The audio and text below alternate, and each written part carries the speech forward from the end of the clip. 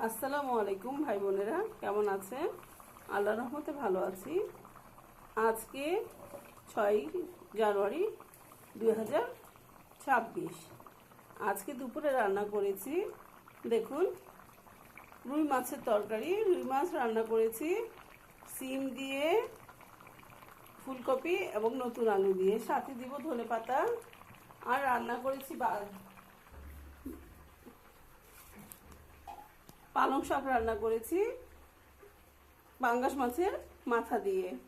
খুব ডেলিশাস হয়েছে এই খাবারটা। সাথে দু একটা নতুন আলু দিয়েছি।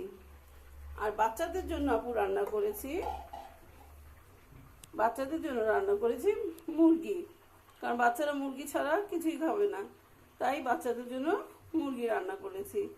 আরেকটা আইটেমও করেছি বেগুন ভর্তা, সেটা আপনাদের সাথে পরে আমি শেয়ার করব। বেগুন ভর্তাটা করে নেই। সবাই আমার জন্য দোয়া করবেন ও আমার পাশে থাকবেন। আসসালামু আলাইকুম।